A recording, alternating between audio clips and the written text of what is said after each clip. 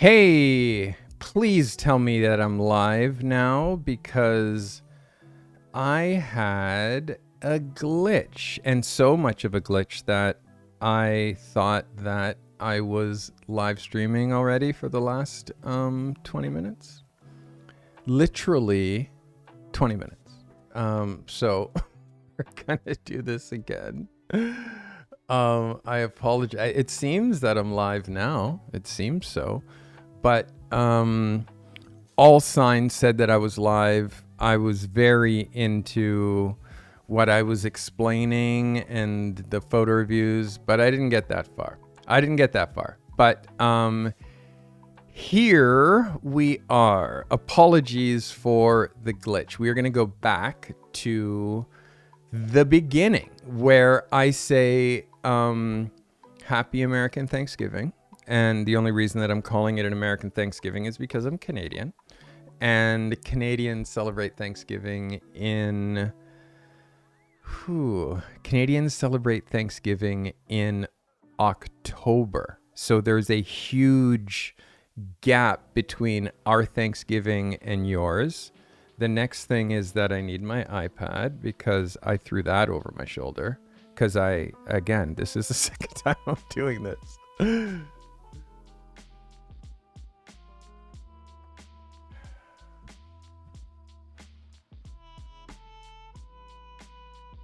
Today, Amond called me, and that's how I knew that I wasn't live.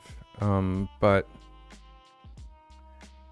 although the chat is not directly here, or I probably would have caught it because I'm sure somebody would have mentioned that I wasn't live, but I thought that I definitely was already live and cooking. But the good thing is because of Black Friday. By the way, I've never, ever done a Black Friday sale before. But I thought, again, we just hit 45,000 subscribers here, which is like insane. And I want to give back. Black Friday is a great time and it's a great name. So I figure that I would do a nice little Black Friday thing for you. So everything is on sale and everything has like different sale vibes, but I can tell you starting with this one, which is my digital tools and courses for Black Friday, you get 25% off everything that I have in my digital tools and courses. Just go to digital tools and courses on thecardymethod.com and use this offer code at checkout to get 25% off anything that you buy. All right. And also I have quite a few free digital tools inside. So make sure you get them. Next, the Carte Method shop, meaning my merch store. I do have a pretty sick merch store and I have put together a bunch of new things that are now up in the merch store. Quite proud of this new collection, as well as some classics like the Esprime collection, because, you can't say the other brand because, I don't want to get sued for selling 8 hoodies that have a logo that is similar to another brand that has a logo that's similar to this. So 15% off everything if you spend more than $35. Super simple. 15% off everything if you spend more than $35. So the offer code is Carty Party. It's right here.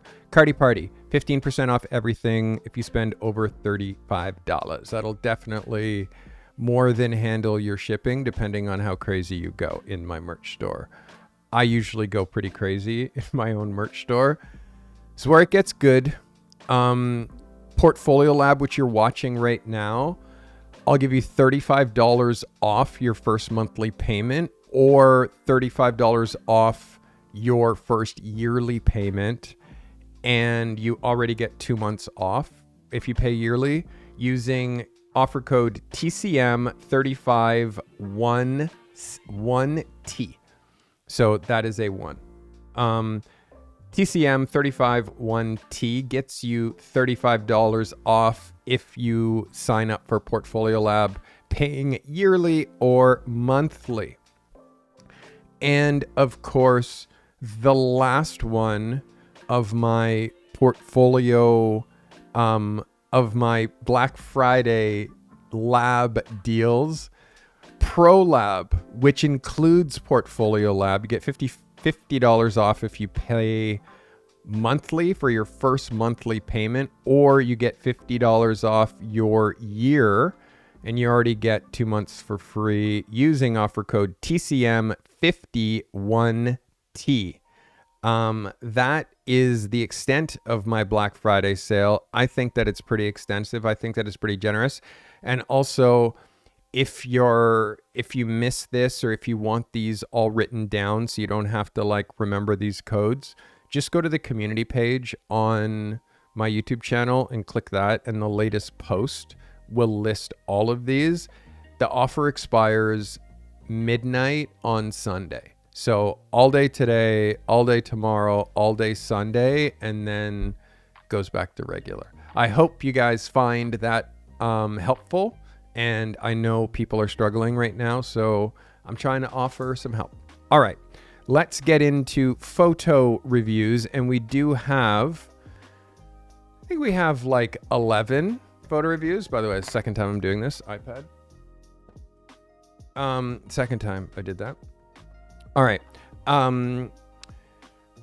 Photo reviews. I'm very excited to look at these photos. And again, I didn't get that far, to be honest. I only got to the first 2 before I realized that I wasn't live.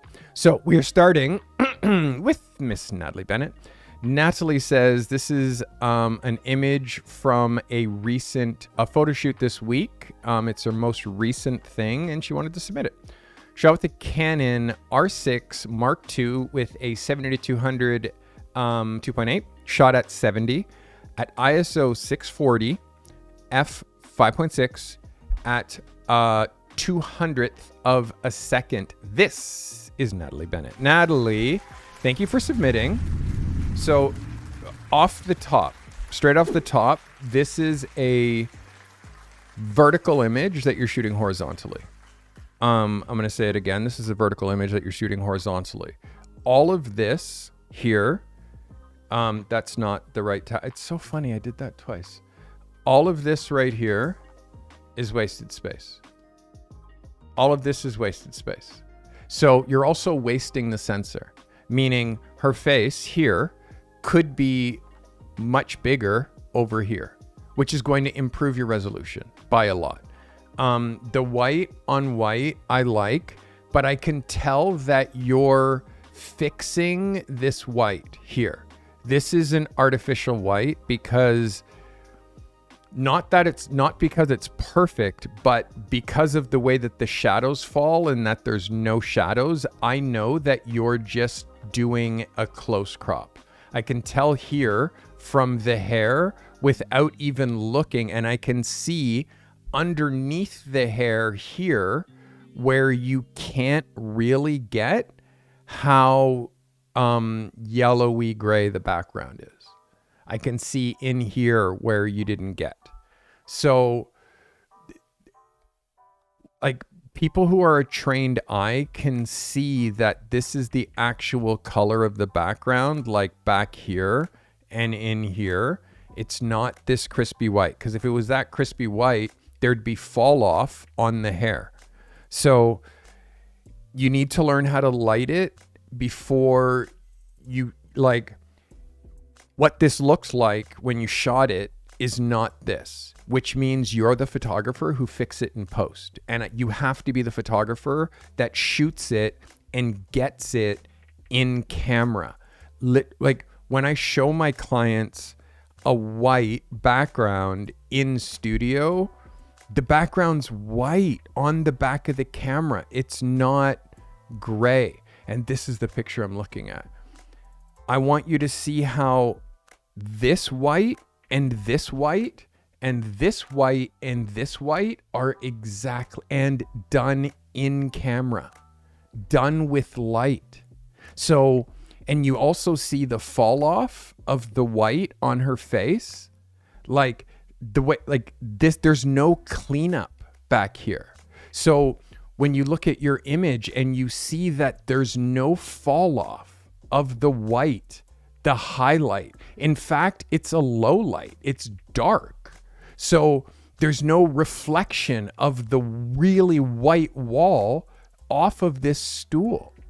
So I can tell you're cheating, and the stool cheapens this picture. You have a girl who's dressed relatively upscale. She's wearing but then you lose it because you're using an old stool from the 70s that was just lying around. So this is over propping when you don't need this prop. And Natalie, I'm going to show you your clients. If they're in the know, they're going to look at stuff this close and they're going to see how wobbly this line is because you don't know how to use the pen tool. So this wobbly line is not acceptable because people who are in the know are going to catch that. They're going to catch it. And also they're going to catch all your mistakes. They're going to catch, and her nail being broken. Like if you're a retoucher, you would just grab one of these other and you'd be able to recreate a nail there. But that broken nail and how I can see how gray it actually is right here because you couldn't get back here. So I can see how gray this background would be. And if you were lighting this, then there would be shadow back here. There'd be shadow back here, which there is, but because you're trying to make something that wasn't white, we're going to see all the mistakes. So a good effort, but I want you to notice what happens when you don't use your whole sensor. Look at your photo when I zoom in. Like you're shooting with an R6 Mark II. Look at what her hair looks like. This is exposure. This is underexposure. And then perfect fix. But notice that a majority of your picture is a blank white background and she is your subject, not the studio. Please shoot vertically.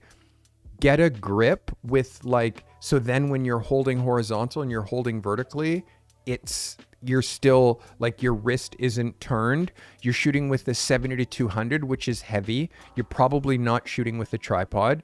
If you are, amazing, but just turn the camera vertical so then you're shooting this way. It's going to make your photography a lot better. Natalie, please, the next time you submit, please let it be a vertical picture. How often I see you making horizontal pictures. When you post on Instagram, how much real estate does a horizontal picture get versus a vertical picture? A vertical picture gets the whole screen.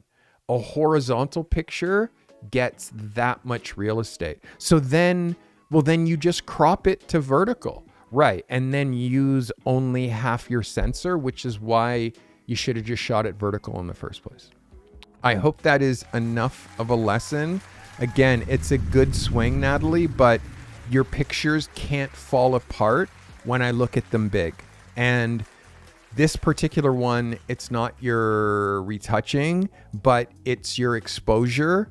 And it's the fact that it's the picture should be this way, which everything would be better. You don't need to shoot at ISO 640 in the studio. You shoot at ISO 100. So, or 200. So that's also hurting your resolution. And your focus, all of that stuff is because you're shooting with a 70-200, where this you should be shooting with an 85. You're also shooting with a zoom lens that has which is why I don't shoot with zoom lenses. That zoom lens has 28 pieces of glass. Okay, 28. But you're shooting at 70, which is 85-ish. 85 has 8 pieces of glass. 10. So which lens do you think is going to be sharper? Your one lens that does everything, your 70-200, or an 85? So again, your images, you're losing, you got a great body, but you're shooting with zooms. So you're losing quality. And then you're probably shooting with zooms without a tripod. And you're using ISOs that are too high. So there's things that you're doing that are lowering and hurting the quality of your images. I hope that helps you. That is Natalie Bennett. All right, next photographer is Denise Tuggle. Denise is reshooting an earlier project. This is Converse, shot with a Nikon D850 with a 24-75 ISO 100 f14. Please listen to this f-stop. 14 at a 30th of a second. Shot with a newer strobe with a softbox and a backlight. This is Denise Tuggle. Denise, this is a better swing. This is a better swing. It's not 100% there with the angle, but the light is good. I have to look at this shadow to make sure that that's a real shadow and it's not artificial. It looks like a real shadow. But I need you to be honest as to whether you're doing post-production on this white or not. It looks like you are, Denise, because when I look in here, I'm seeing this. And that is not how the shoe on the top looks. That's a glitch, which means you asked Photoshop to knock out the background and make, like, look at these mistakes, Denise. There's mistakes. So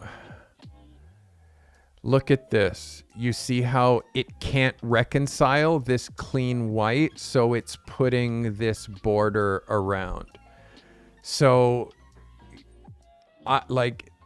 you lost me here, Denise. Like, close, but the angle is wrong, and the post-production, like, you have to know that you see it's going blue all the way through here.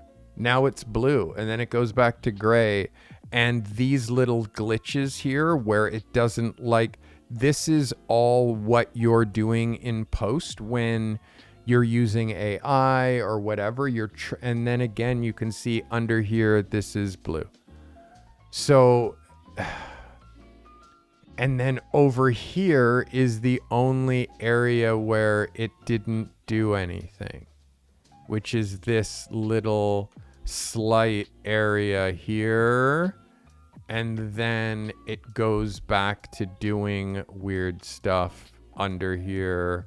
And even all of this is all like this AI background removal thing. Like, all of this.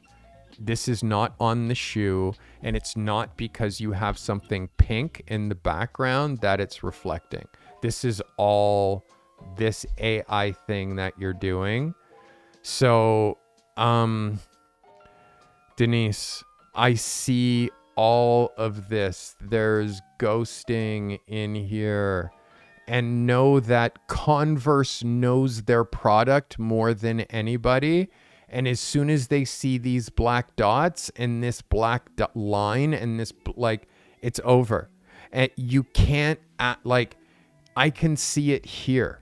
So the angle, meaning this is your background, these are the shoes, and you're shooting down on them instead of shooting straight on to them.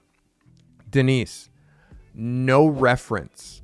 You have no reference. You're not looking at a Converse shot from Converse and trying to imitate it. You're just pulling an idea out of your head, putting two shoes down and reshooting it. This is the one thing that I said you can't do. You have to have a reference. You need a reference. For me, Denise, this is a miss. The angle of the shoe that you're hitting the shoe, like, you have to get down to the shoe's level, which again comes from you filling your eyes with shoe photography before you shoot this. You can't go in blind. You have to go in with a reference. You have to go in with photographer and inspiration and then shoot from that inspiration. There's nobody who I know that shoots more Converse than Joseph Baldwin. Joseph Baldwin, and you know, thank God it pulls him up on Google here even. So look at Joseph, and when you look at what he's done with Converse and the ideas, again, Joseph is in my cartel. He's in the Carty method, and I've been helping this photographer grow his whole journey. Look at how he's lowering himself so the shoes are the feature, and shooting these shoes in an interesting way, and no post-production that makes it look fake. Like, you have to look at what Converse is doing. And then lastly, Denise, how does this work as a double page? Like, this is your whole image, and you can see you free cropped it as well. So it's not giving me like an 8 by 12 or 12 by 8. It's giving me like 12 or like a 13 by 8. So you're cropping it in a proportion like this isn't the proportion. And then look where the gutter goes, like straight. So there's so many things that you're not considering when you're shooting this.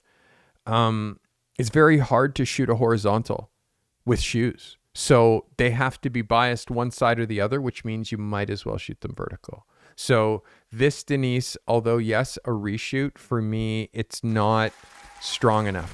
It's not strong enough.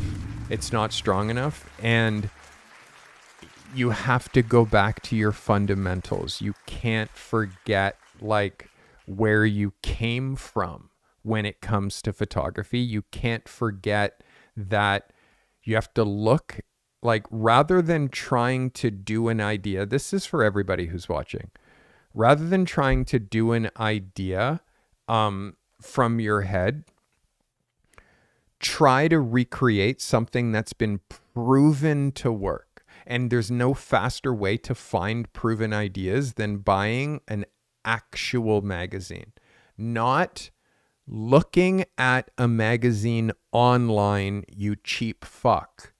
I'm talking about going to a magazine store and sitting there and pulling out the media that pays us. There's advertisers in there that pay us. There's magazine editors. There's photo editors that have a discerning eye.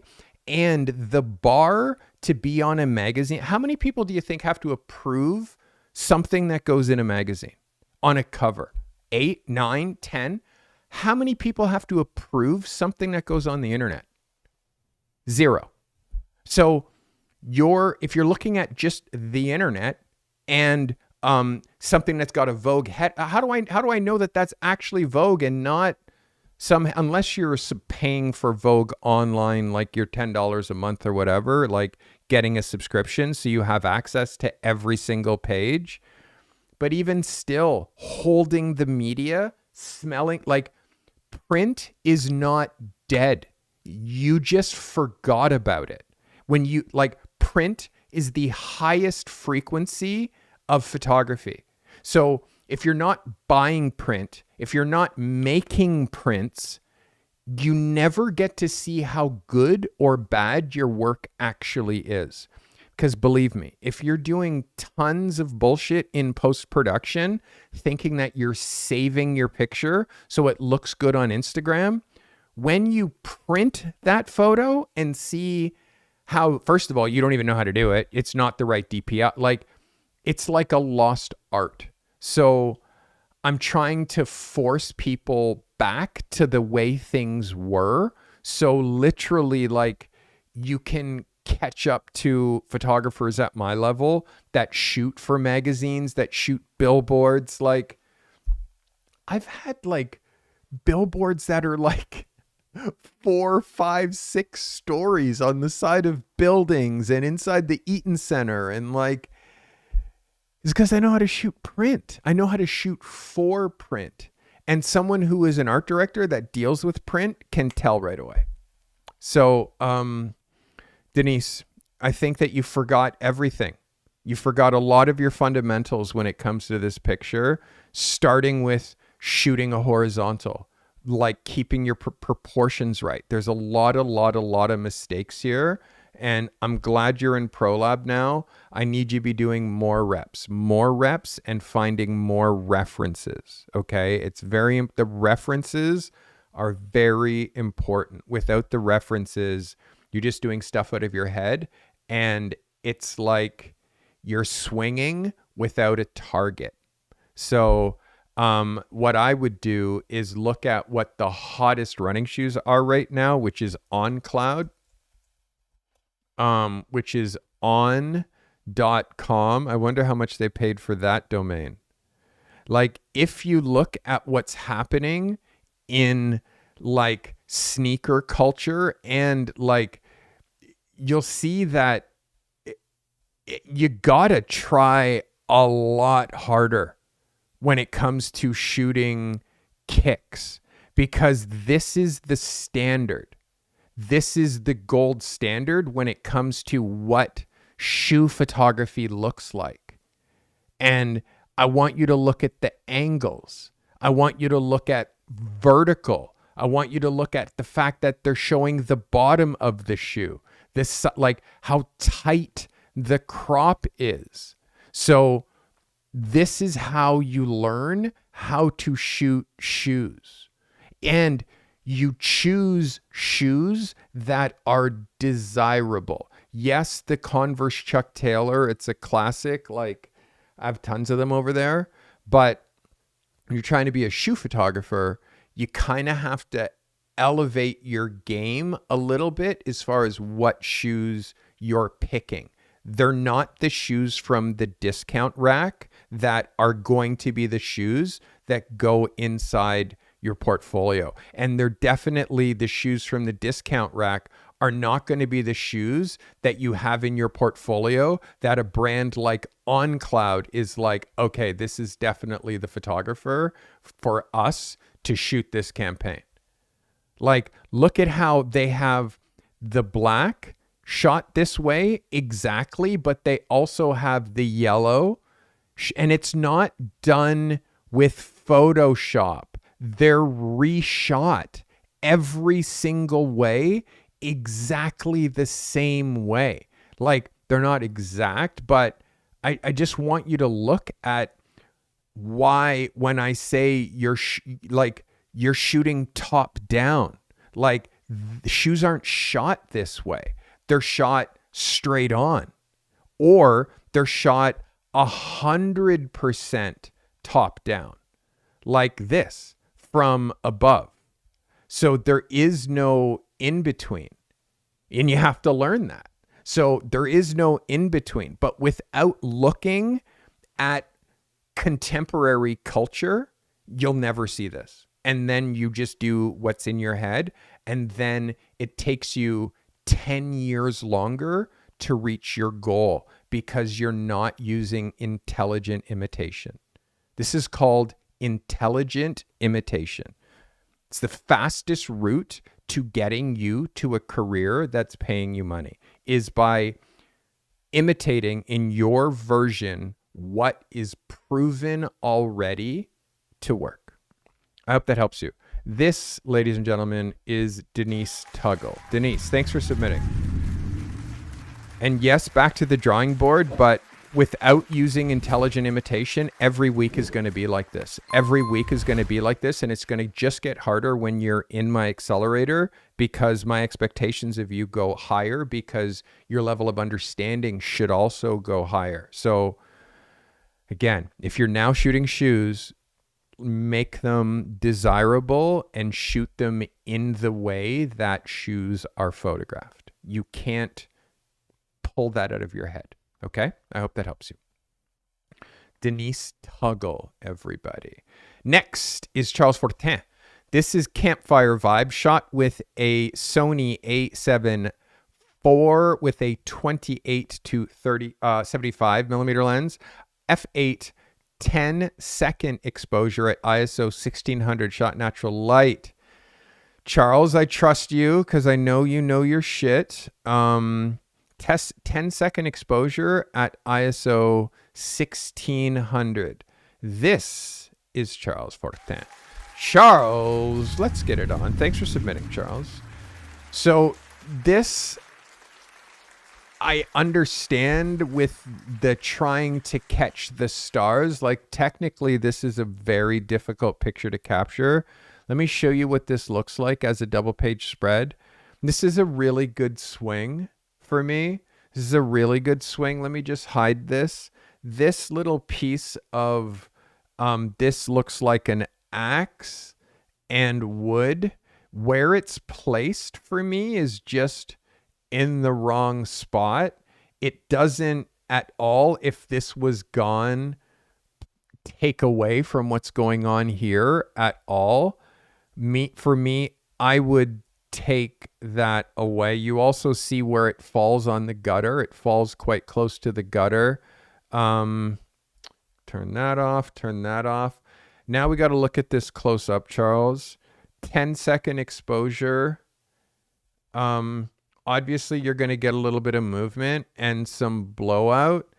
This is tricky. This is tricky because, again, we're not going to get perfect focus in here.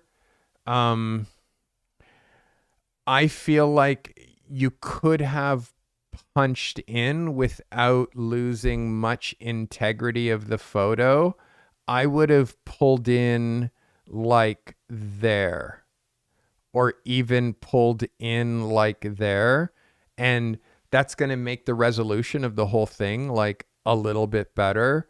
I know that you're trying to show this hill. I know that you're trying to show, but the hard thing is this becomes a picture and this becomes a picture. So if that's the case, then just shoot this vertical and make this the frame and punch in a little bit and get higher resolution on these people, and then shoot another frame as this with no people where you're focused on getting the stars. For me, knowing your work, Charles, and I'm just going to give these fine people a little bit of insight on your work. Let's do Charles Fortin Creative. Like, these are the kinds of pictures that's competing with, right? Let's move that here. Let's move that here. So, like, this is what this is now. This is competing with this. And which is a stronger frame? This definitely, without question, stronger frame than this. Yes or yes, right? So now we start going through your portfolio, and anything that's like double page lifestyle, here's another one. Is this stronger than this? I would say it has more of an like applied photography kind of feeling. Like, I could see who this would be for. I'm having a hard time seeing who would be the client here. Who's the client? Like that, again, this is how I can talk to you because, again, you're in ProLab. You've been through my accelerator. You get it. I'm going to, again, I'm trying to even find like photos of yours that are so preposterous with light. Like, is this on par with this? Does this deserve to be in the same portfolio that this is? Like, this is what I would ask you to ask yourself. And then as far as your night photography, is this as strong night photography as this is? I know one's horizontal and one's vertical. Even this As far as idea and execution, what's a stronger night photo? This or this? So this is why you have to have a portfolio. This is why you have to have a website. This is why you have to have a collection of all of your stuff in one place so you can do this. So for me, this has brand identity. There's companies that can attach to this. This has no brand identity, and there's no companies that can attach to this. So for me, for that reason, Charles, like, I don't know where exactly it hits, where it fits. Like, I'm kind of on the fence. It's a good capture, but it's not at your level. And your level is way up here, bro. So again, I'm just showing you back your own portfolio. Like, I'm just showing you back your own portfolio and starting off with this photo. Like, okay, you can only have one of these photos. Which one do you keep? Like, if you talk to yourself like that and you're like relentless with yourself like that, you can see like, okay, yeah, I see what Carty's saying. So that was Mr. Charles Fortin. Charles, thanks for submitting. All right, we move on. This is Mr. Joshua Haney, a recent photo shoot with a client in the wellness industry. Shot with the R6 85 millimeter, 5.6, 1/25th of a second, ISO 200. Shot with a single newer strobe. This is Joshua Haney. Josh, this is a yes for me. This hits all the marks. Like, it's a strong cover. I want you to visualize what this would, I mean, obviously I know like this is his company and he's pushing his brand just like I'm pushing my brand like right now. I get that, but this would have served very well with, or you could retouch this out and give this back to him without the logo t-shirt. Because again, now I understand he's the client. He wanted to wear that. You got a great shot of him in it. But having now a great shot of him with the same t-shirt without this logo, now I see him. Because I'm fighting between this and this. Because they have equal weight. So I would see what it looks like if you pulled this and just removed that. I think you'll find that it's going to be a better, stronger headshot. And for you to show it in your portfolio, I would definitely remove his logo if I was doing that. Next, I want to zoom in. Let's close that. Let's look at this at 100%. Yeah, this is tight like a tiger. Good exposure. You shot at the right F. Good focus across his eyes, nose, and mouth. Just starting to go a little soft on his ears, which is fine. And back in his hair, like back, it's just starting. Like, this is where you want the out of focus to start and go back. Like, and again, this is very subtle. This is 100% a yes for me. This is 100% a yes. This is definitely an 11 out of 10. Good shit, Joshua. I've missed your photos.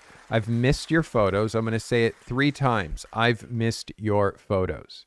And by the way, if you guys want to join Portfolio Lab, all you need to do is go to thecartymethod.com/portfolio lab and just sign up. And again, I have a amazing Black Friday sale where you can save a whole bunch of money.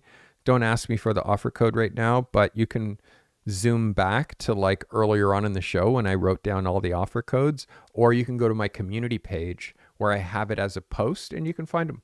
All right. Next is Mr. Juan Herrera. Let's get it on, Juan.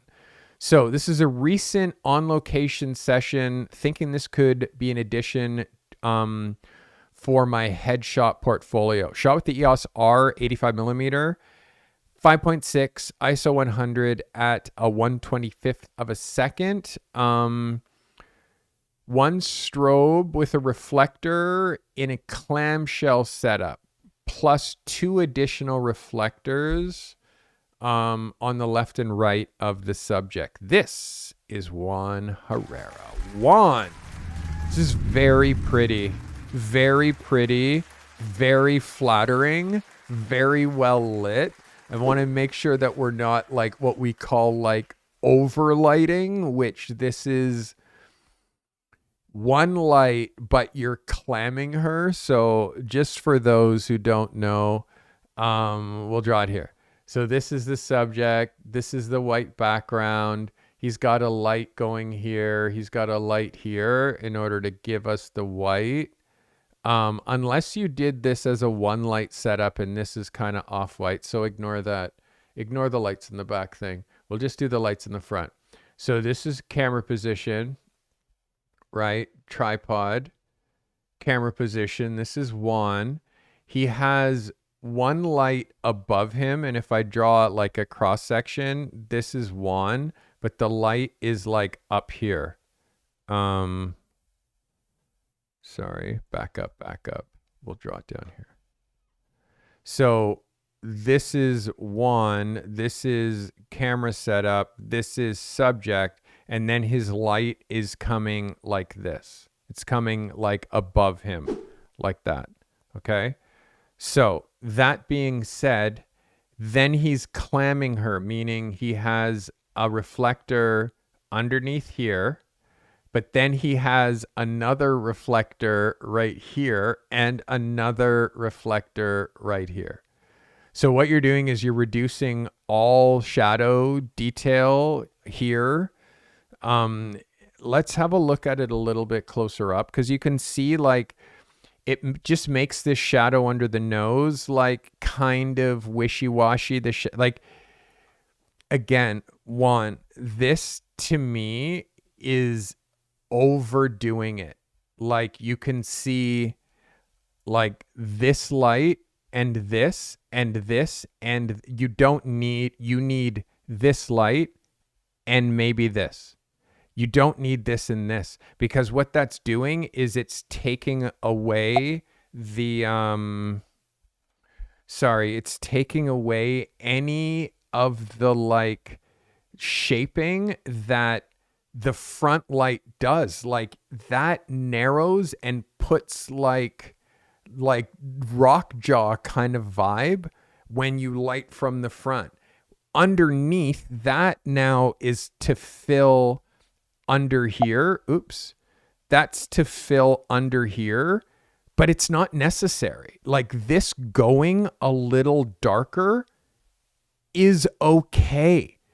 And then this going a little darker is okay. And then the extra this, well then now that, like, although it's pretty and very like quote unquote LA, it's not very right now as far as how photographers are lighting. And again, if you look at, and again, I know this is her headshot, but we don't need to go so far. Like, let's look at Uniglow. Uniglow does a lot of photography, and they shoot. And what would you say? Let's say, jackets. Like, I want you to look at what the light style is. The light style right now is not this.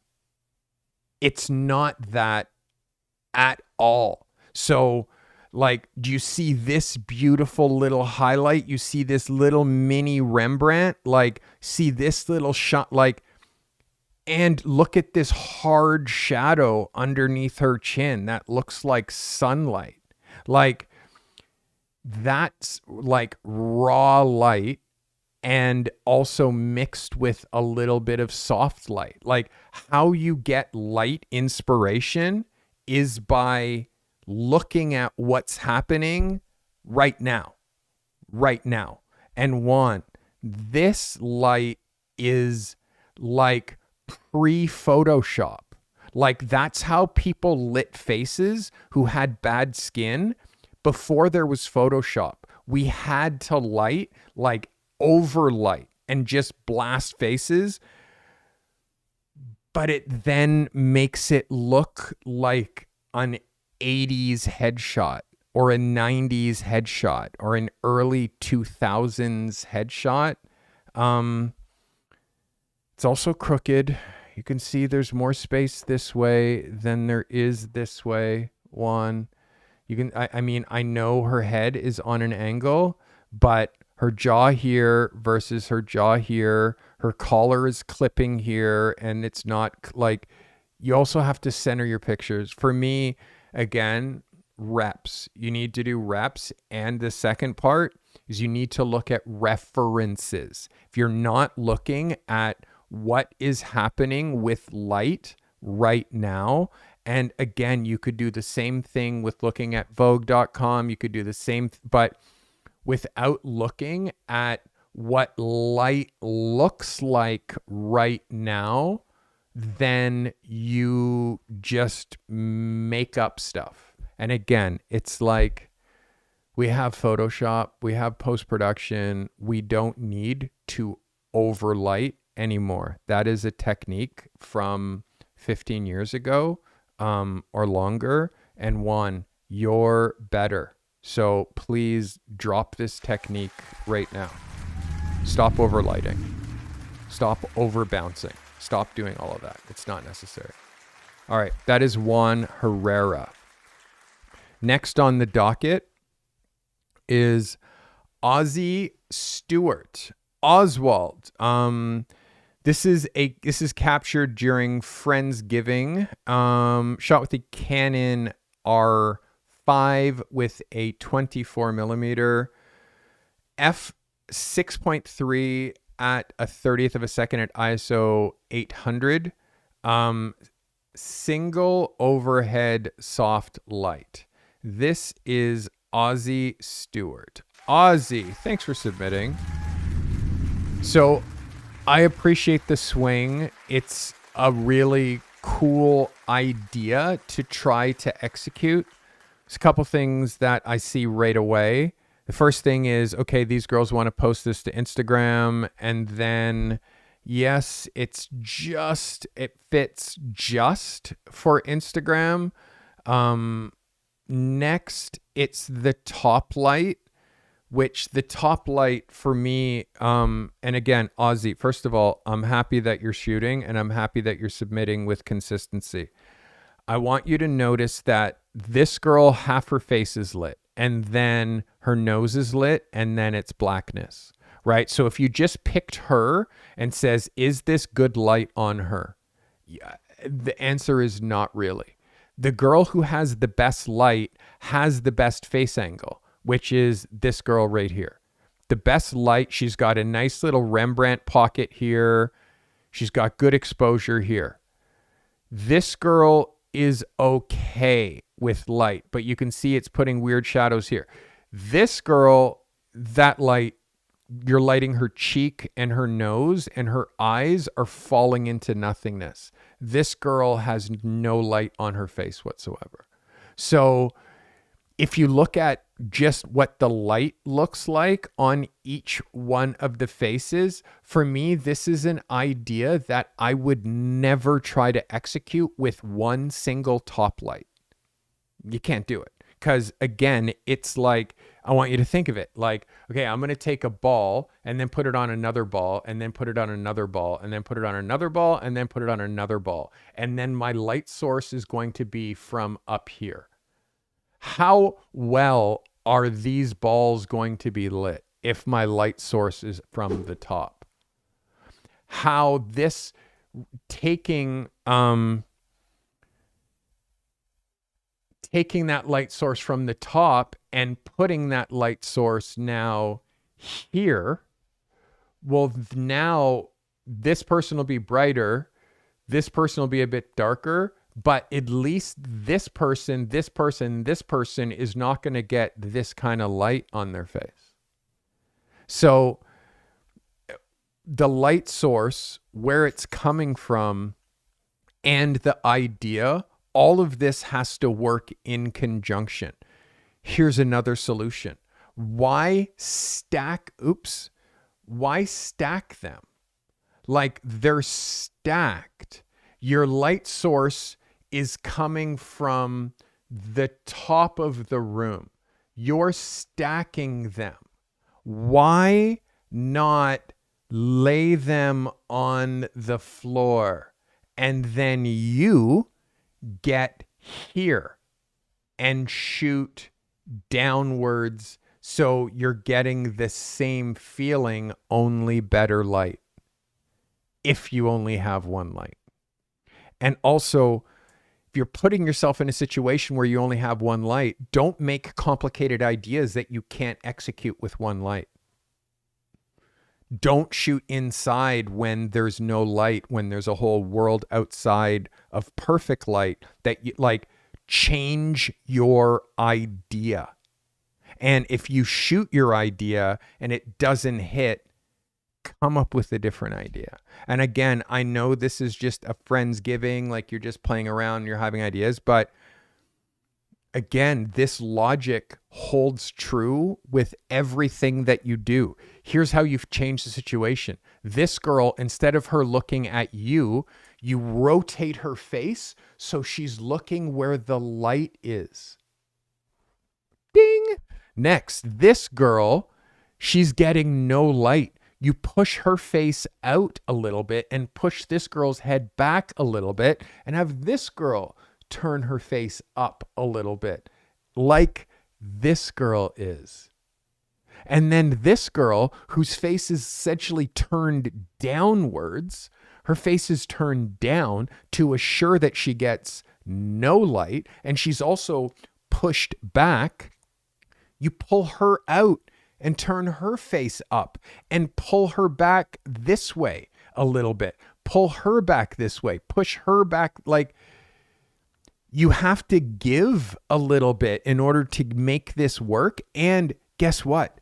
If you're not spending half an hour or 45 minutes on this idea, you're not trying hard enough.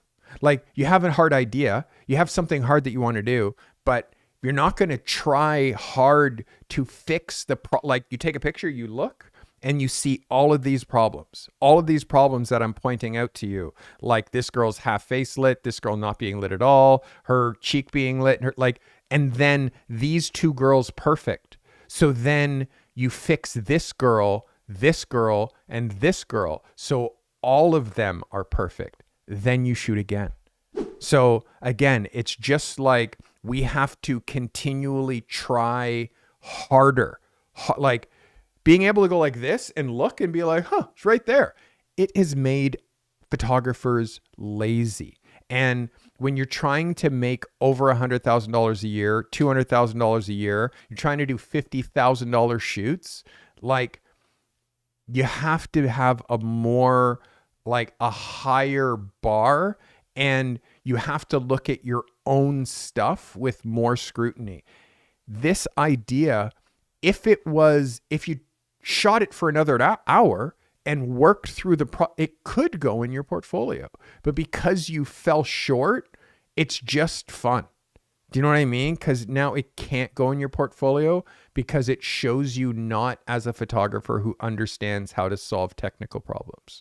So for me, Ollie, this is a good swing, and you need to keep making them, but it's not good enough. It's just not. And again, I appreciate, like, there's 5 people. If you have one light, don't try to make one photo with 5 people. Make 5 individual portraits, and then you have 5 portraits instead of 1. And you can do that with one light. And you can just hold that light where you want it to be, and then or you could put it on a stand and like, and then you have 5 perfectly well lit portraits of 5 individuals that can go in your book. But trying to do the stacking, now you have 0 photos. So I hope that helps you. That is Ozzy Stewart. And again, I'm not trying to make this like I'm being hard on people, but you have to understand the bar for being a professional photographer is so high, And people who look at your work, look at like people who have the like ability to pay your day rate, they look at your work with that type of scrutiny, and they're going to fly through your portfolio. And some things that like, look at his skin. Like they're going to fly through your portfolio, and things that don't fit, they're going to be like, huh. But if everything hits, they're going to be like, this is the one. This is the girl. This is the guy, because you get it. And you get it in a way that you understand light, you understand poses, you understand facial expression, you understand composition, and you understand how to shoot to print. And it helps if you've shot for print, which I've shot a lot of print. So when like a portfolio like this, it's not only proof, but also social proof. It's also social proof because you see how often I shoot for print. Like I'll say again, print is the highest frequency of photography. If you are not printed your photos, if you've not seen your work in print, you're not doing it right. You need to see what photography looks like printed. iPhones have ruined people. Computer screens have ruined people because too many people only see photography on a computer screen. As I show you my photography on a computer screen or on a TV screen or on your iPhone. But understand that like I've been doing this longer than there's been digital. Like I was doing this when it was film, literally 20 years of film. And of those 20 years, like 12 of them as a working professional photographer, shooting magazine covers on film. So I rented a reindeer for this session. Like literally, I rented a reindeer. That is a real reindeer. Rented a reindeer. That's not a composite. Like I'm old school. If you see it in a photo, it's really there. There's no inserts. So all of this to say that Ozzy, we have to try harder. We have to push harder. And even if you're doing personal work has the ability to become professional work and get you hired if you do it right. This is Angela Pacino. Angela, this is a headshot session of in her daughter's garage with natural light, shot in San Diego. Fuji X-T4 with a 56 millimeter, 5.6, 125th of a second, ISO 200. This is Angela Pacino. Angela, yes, fucking yes, all day, yes. Yes. Angela, yes.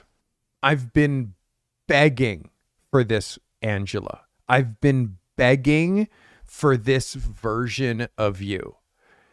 Color balance, you can see your white balance. This is a bit blue. That's fine. You can fix it, which is, I like, once you correct this and make this neutral, it's going to pop even more. He's offset just a bit, like he's pushed this way just a bit. It doesn't bother me, but I do want you to be able to center a brother. You can move him over, which is gonna give you a little bit more space here, and you have the space for it here. This is great, Angela. Works perfectly as an 8x10. I want you to see how tight. There's not much tolerance, but it will go to Instagram or to an 8x10 quite perfectly. This is a yes. Yes, Angela, this is a yes. I'm telling you, rinse and repeat this version of you, please. Rinse and repeat. Like, rinse and repeat with different background colors. Rinse and repeat at different times of the day. This is so sick. And again, I know it looks a little bit like this work here. Like, and it's because it's natural light, but with a background. So yes, Angela, like we're definitely on the same page. Here's another version, natural light, but with a background. Like, this is very, very good. If I didn't give you an 11 already, that's an 11. And again, now, Angela, now you caught up with yourself. You just caught up with your future self, Angela Pacchino. And again, my accelerator program, the quality of this picture, how simple, how understated, the pose, subject matter, everything about this is a yes. Now, you need to rinse and repeat. Okay? I need to see more of this with more faces. That is so good. Dan Gomez. This is a shot I'm considering for my portfolio. He is an outdoor adventure photographer. Shot on location in Telluride, Colorado with natural light. Nikon Z6 with a 135 millimeter. Hey, thanks for subscribing. Look at this. Look, actual smoke. It's not AI. Paul Anthony, thanks for subscribing. Appreciate you, Paul. You don't usually get smoke for subscribing, but if you become a member or hit the join button, then yeah, I'll flip out and I'll blow smoke for show. All right. Oh my goodness, no one has done that for how long, Calligraphy? I forgot that actually existed, bro. Holy moly, you just time warped me. I have that on my keyboard, but I haven't seen that for so long. Calligraphy time warped me, bro. Bro, that's so crazy. I forgot. And again, I've been building this live stream. It's like the Matrix. Like, I've been building this live stream, this multicam setup, blah, blah, blah. I've been building this for like 5 years. So, and I'm the only guy on YouTube that when you watch him live, if you're a member, you can type commands into chat and it actually affects things. Like, it'll reveal my heart rate or things like that. Like my actual heart rate, like right now off of my watch. So command heart rate, and then it shows you my heart rate that's happening like actually right now. And if you piss me off, it'll go up, and you'll like, yeah, it's fun. So, I can't believe you did that, Calligraphy. That's crazy. Angela Pacchino. Now we're on to Dan Gomez. I said Dan is shooting, and again, Dan is an outdoor adventure photographer. Dan shoots with a, don't go too crazy now. Don't go too crazy. Dan shoots with a Nikon Z6 with a 135.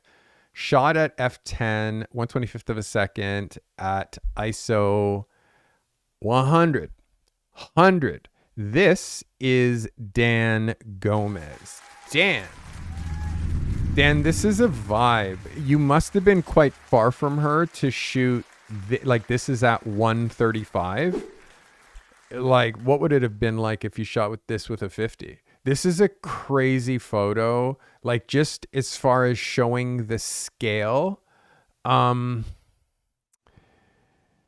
I'm torn because I feel like, and I'm going to show you why I'm torn. Also, make sure that your camera is not set for 16:9, but it's set for 4:3 with the proportions, Dan. Let me show you what I mean. There's multiple backgrounds here. So if I do it like this, let me hide this. This is a photo right here.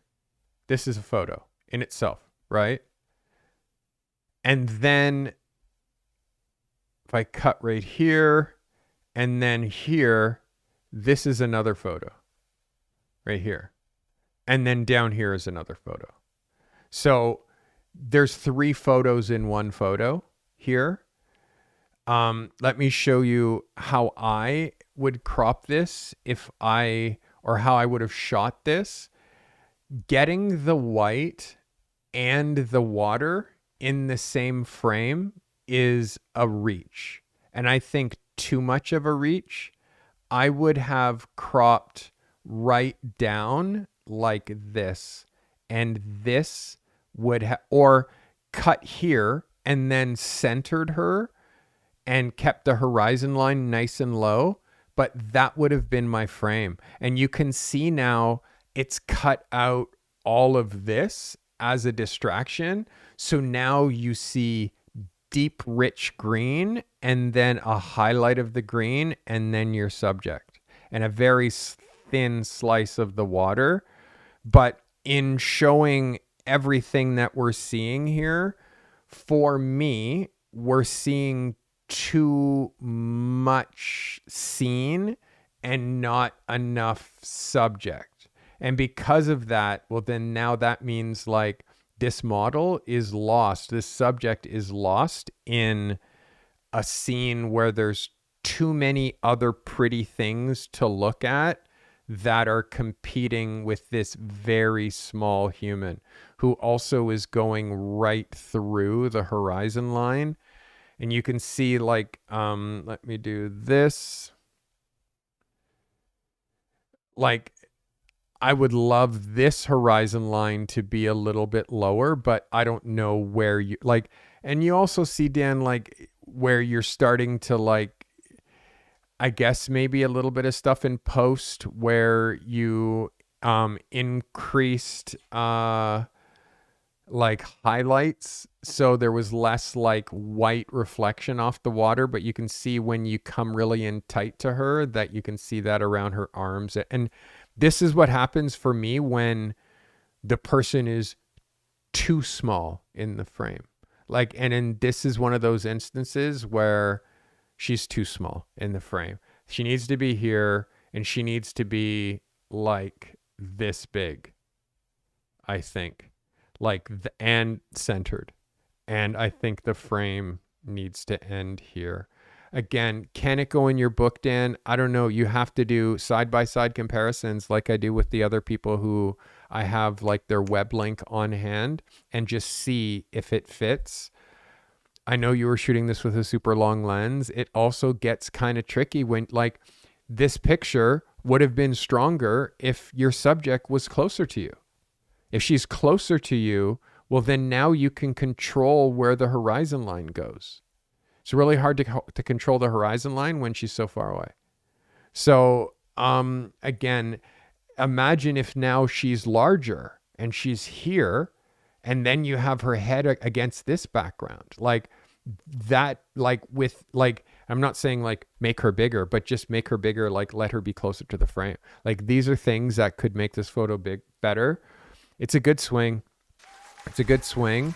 I'm not sure if it's strong enough. For me, also take away her altogether and then just show the background and like stronger because there's no distractions. I know exactly what you want me to look at.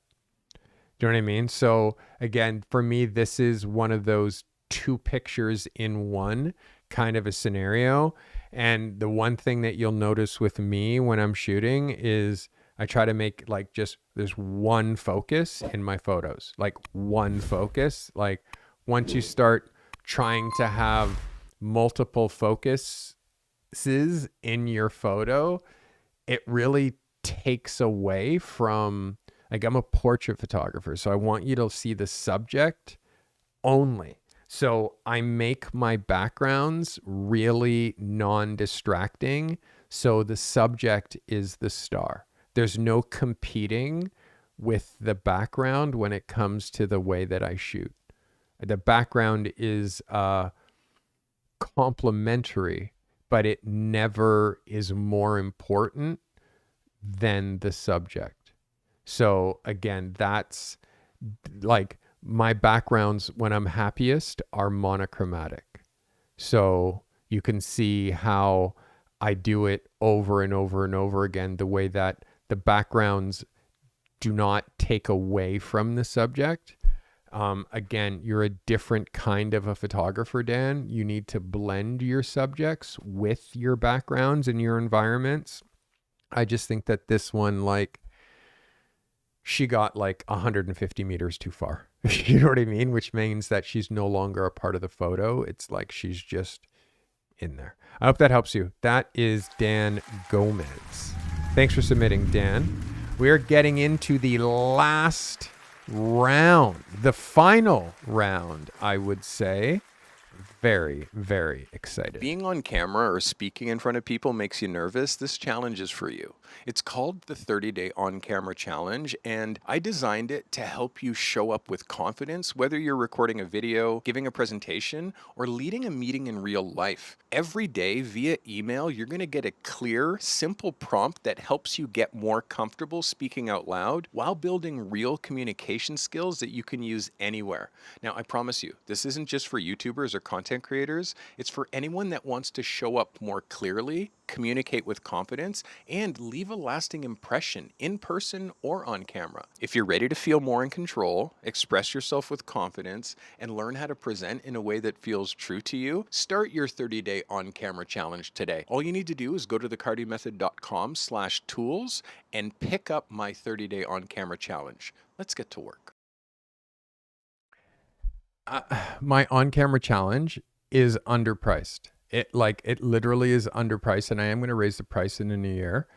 But with the discount that I have with my 30-Day on-camera challenge, it's almost too much. So please act. You see how comfortable I am on camera. I had to go through the trials and tribulations of reps, but there's some things that I learned, some things with like my hands. There's things that I learned, like leaning in and changing your tone, like pauses. There's like this 30-day on-camera challenge. And again, I invented this, but even I go through and scan it and do the exercises every once in a while because I say a lot, sometimes obsessively, and I'm working continuously to try to stop my filler words. So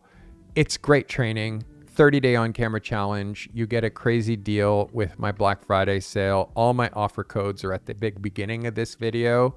By the time we get to the end, I'll probably copy them and paste them in the show notes. Sale ends Sunday midnight. That was Dan Gomez. We are on to Malik Brand. Shot this back in September and wanted feedback on how to approach shooting digitals in the future. All right. Digitals, there's no money in shooting digitals. Just FYI, Malik. Like, I hear these money ideas. Digitals, the agent shoots them on her phone. So if it's the difference between them paying you $300 for digitals, the agent shoots them on their phone. And the model who's trying to be a model, her girlfriend shoots them for her.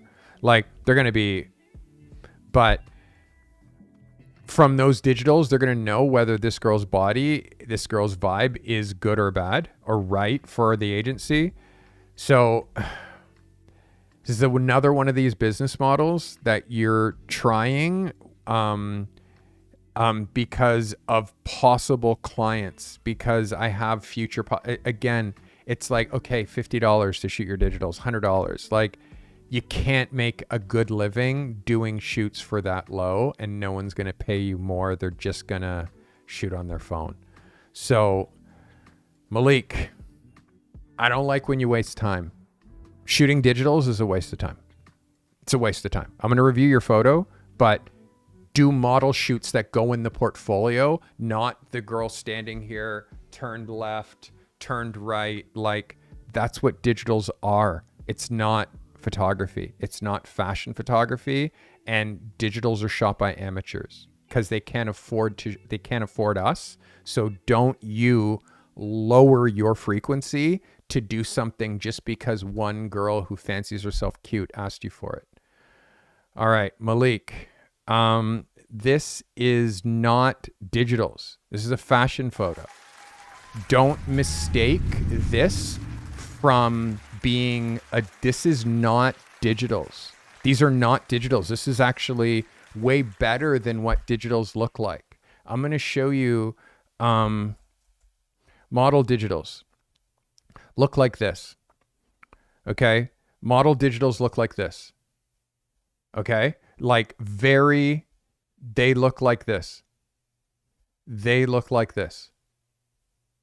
Like, they look like this. This is what model digitals look like. You did not do model digitals. You did a bit of a test. Now, this is way better looking than digitals. What she's wearing with the wide flare pants, although they're very right now, they don't do much for showing her body. So, suggestion, this same thing, but she's wearing no pants and she just has underwear and she's sitting like that. Or she's got shorts, or she's got tights from Lululemon. Like, there has to be some sort of oomph with the fashion, although this fashion isn't bad. It's just not conducive to showing what her body looks like. But also, these aren't digitals. Like you're taking something that's up here and calling it this. This is a test, which has more value than saying digitals. So, Malik, let's look at this, what this looks like as a cover. Again, composed well. It's framed properly. Let's look at what this looks like as an 8x10. You can see where you're going to clip her feet.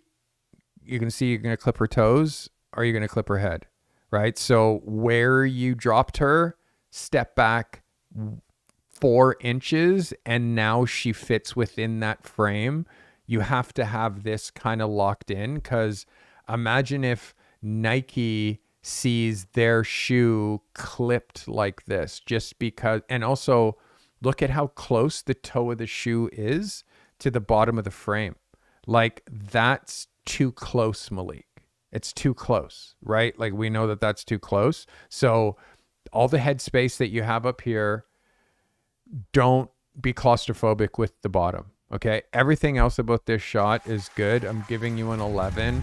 Please stop calling shoots like this digitals, because it's not. Please stop calling it that. Essentially, they're portraits.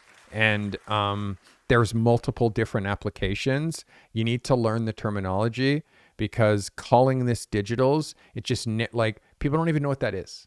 So don't start attaching that to a photo shoot. That is just headshots, basically. It's just a test. It's just like a lookbook. Like, have a sexier name for what your shoots are, and you'll get paid accordingly.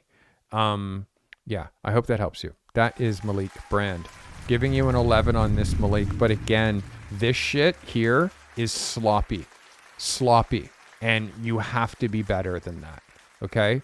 Again, you're in the Carty method. Your bar has to be higher.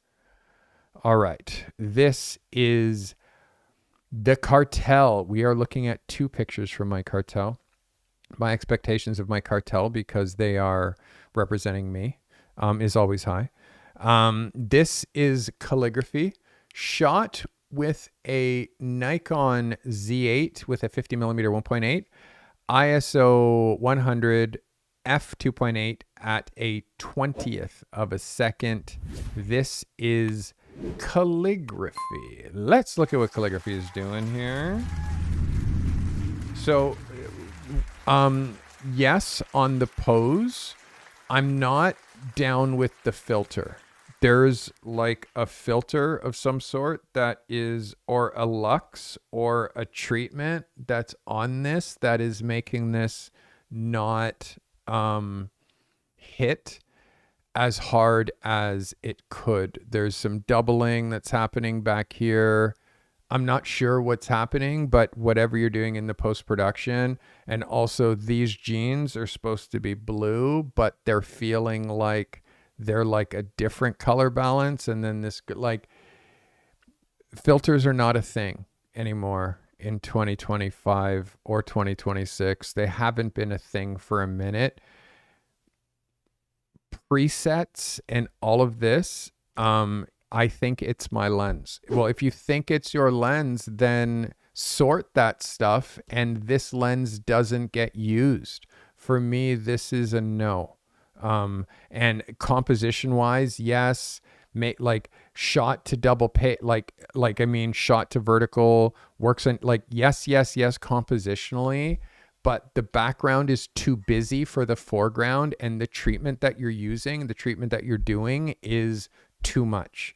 This pole, this thing in the background, this tree, like there's just, it's too snapshot and not enough editorial. And for me, yeah, that's a no. Yeah, calligraphy. I want to see these photos, I think, before I do these live, because we had a conversation about that. And the only photos that anyways. That's a no, okay. This is Liza Hyder. Liza, this is a portrait of Sergey against black paper, taken in August. Shot with the D850 with a 50 millimeter lens, shot f6.3, 1/25 of a second, shot at ISO 100.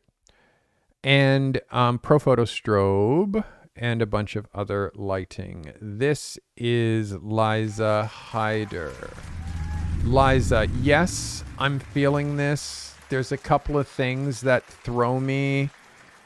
How close his elbow is to here is no, and then how far that gap is versus how far that gap is.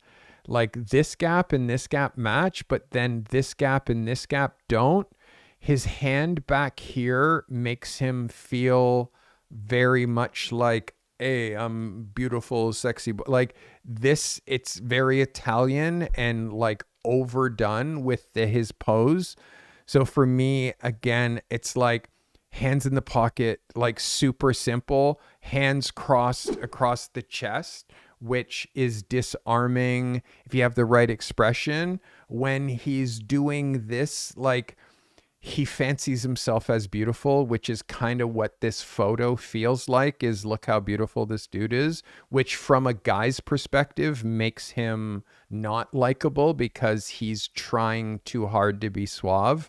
What we have to do when we have a guy who's like, again, so groomed, is we have to make them more rugged, like not more soft. So if a guy comes with like perfectly shaven, it's like, okay. And then the clothing is also kind of femme, like we have to like rugged him up a bit, arms crossed, legs in the, like hands in the pockets. Like if it's his hand up here, it has to be like in kind of, you know what I mean? Like a jokey way, not like a serious way, because then it makes him punchable.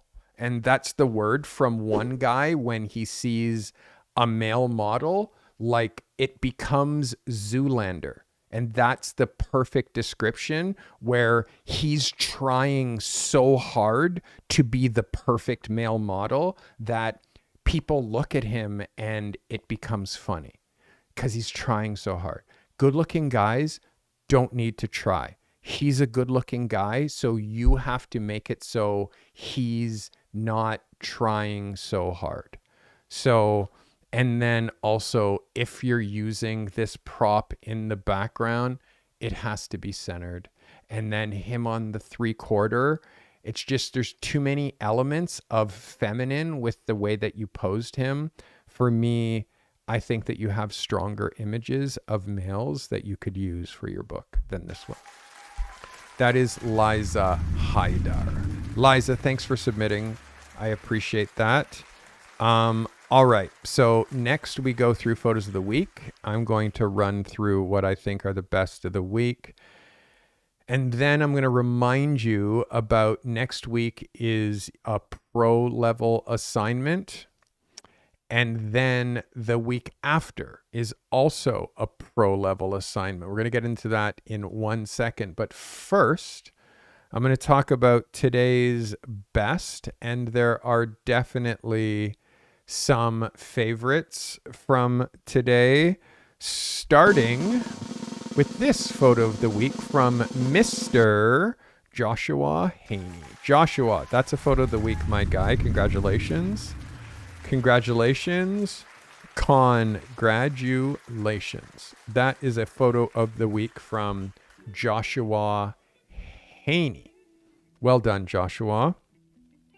Next photo of the week. And again, I'm talking about the best of the week. It was incredibly hard on this photographer. And I want you to know the light is wrong and dated.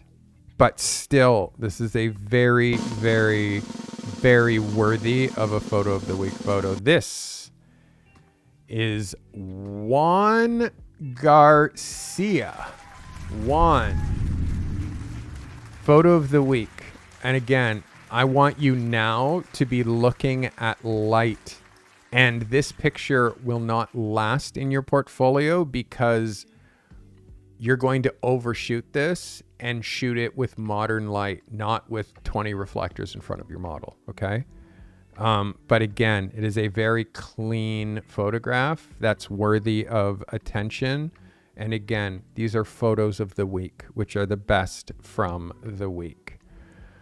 Our next photo of the week goes to the one and only Angela Pacino. Angela, photo of the week. Absolutely. Very proud of you for that capture. That is Angela Pacino. Another photo of the week. And again, I judge these photographers not against you at home, but against themselves when they level up on their own to the next level and with minimal mistakes. With minimal mistakes. Your next photo of the week goes to Malik Brand. Malik, you undersold yourself so much by calling this digitals. It's not a digital. And also, please get off the loose props like the stools and stuff like that. Like, I need you to stop that and know that, like, again, open Vogue, find a girl sitting on a stool like that. And you're gonna be like, oh, there aren't any. It's like, great, which means don't default to poses from years gone by. Okay, you made this work. There's some mistakes that you made, but it is still a level up for you. The subject matter is right. The subject is cool. I'd like to see you do something else with this subject, but this is worthy of a photo of the week. And again, I was hard on you during the review because you need to hear this stuff. Do we have a last photo of the week? No, we do not. But we do have a best in show. And this week's best in show goes to the one and only Angela Aquino. Angela, this is a best in show for this reason. You've been listening to everything that I've said to you in my accelerator, and as far as the subject matter, the way that you shoot, everything changed here. Everything changed. You went back to your fundamentals and you hit. You just hit. It hit so hard. It hit me right away. This is almost a perfect picture. Perfect meaning it will go into your portfolio and do what it needs to do, which is bring you more work. This is a perfect execution, and that is your best in show. So let's get into what's happening over the next couple of weeks, starting with next week. Next week, I am looking at your magazine covers in your niche. So say you're a car photographer, I need to see a magazine cover of your car photography, and imagine it's a car magazine. If you're a portrait photographer, I want to see you shoot your version of a cover of Vanity Fair. If you're like an architectural photographer, show me your version of the cover of Architectural Digest. Okay, so magazine cover in your niche. That's what I want to see next week. Thursday, this is due Wednesday, midnight Eastern time, my time. That is for week 49. And for week 50, your niche in black and white. I rarely ask you to shoot black and white. Black and white is so black and white, but it's necessary for you to understand how to shoot photos that hold up in black and white. Most photos, they look great in color, but in black and white, there's nothing really there. There's nothing there. You're just dazed by the color. Smart people, when they're walking and shooting or when they're testing, or like, they shoot in black and white or shoot black and white frames to prove to themselves that this is a strong composition. When I remove the color, it still holds up. So when you add the color back in, it's an amazing photograph. So week 50 is your niche in black and white. Next week, I'm looking at a magazine cover in your niche. And there's a full brief in community. Understand the only way that you can get this level of detail feedback on your work is by starting a feedback loop. The smartest way to start a feedback loop is by joining Portfolio Lab. Go to thecartymethod.com/Portfolio Lab to sign up. I have a sale on right now. And again, Portfolio Lab is underpriced right now. And again, I may raise the price in the new year. If you want to lock in your price, you got to sign up and use that offer code. Guys, I hope you found today valuable. I will be back on Sunday for an episode of the Carte Method podcast. There will be a blog post going out tomorrow. If you're following me on Substack, it is stevecarty.substack.com. And of course, thank you for watching. Seems like these later time slots get a lot more views, so might be inching this later. Like, for me, my sweet spot for starting is 4. Like, that's the time that I want the time slot to be, is 4 p.m. Eastern time. Because on a Thursday, once it gets to like 6 p.m. and I'm reviewing 30 photos, I could be going until 9 and then I'm tired because I just did a whole work day and then this is like work night. So, and also brain cancer and all of that stuff. So trying to 4 o'clock is like a good vibe for me.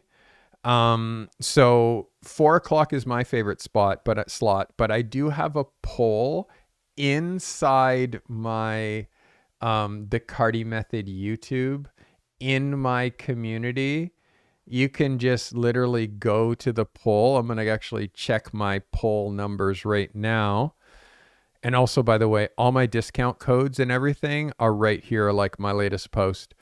But you can go here to the poll and you can see 0% of my people want this to be at 4 p.m. Most of my people want it to be at 6 p.m. and 25% want me to keep it at noon. So these are the poll results. If you want your vote in, and only 32 people have voted, if you want your vote in, go to my community page and put in your 2 cents as far as what your preferred time slot. Funny enough, I've done 2 weeks in a row at the 4:00 time slot, and the views have been amazing. So 6:00 people are home from work though. So I do understand that. It just might mean that I have to take a break during the day and have a nap. Guys, I hope you found today valuable. Hit the like button. I don't really ask you guys to hit the like button, but hit the like button. Check to see if you're subscribed. If you're not subscribed, like, oh my goodness, like, hit the subscribe button. Like, at least you could show me that kind of love. It's free. Again, I'm Steve Carty. You can find all of my work on stevecarty.com. I'm at Steve Carty. Woo! On all the socials. And I haven't drank water, so I'm starting to cough because my throat's getting dry. Guys, I love you. Thanks for watching.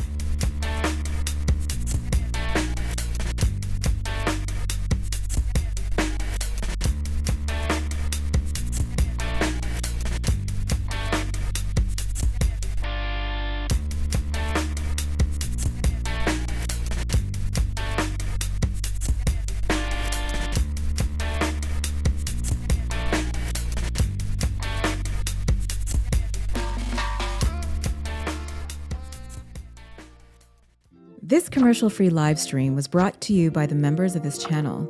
If it wasn't for you, we'd have to fill up these live streams with ads that would just interrupt the flow.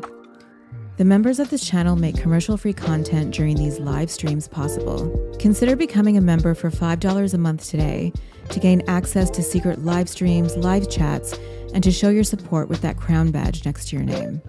Sharing is caring. If this content has brought you value today, share it, clip it, post it to your socials. Curating and sharing helpful content makes you an expert, even if the content you're sharing isn't yours. Be a curator and share this content with your network. If you're an emerging or struggling photographer that's trying to break free from your current 9-to-5 grind and transition to the life of a working pro photographer, that's our obsession here at the Carty Method. Register, get the support you need. If you're alone and struggling at this craft, make sure you join the Carty Method community. You'll always find help in the show notes. Subscribe on Apple Podcasts and Spotify. Find your creative and business genius with the Carty Method.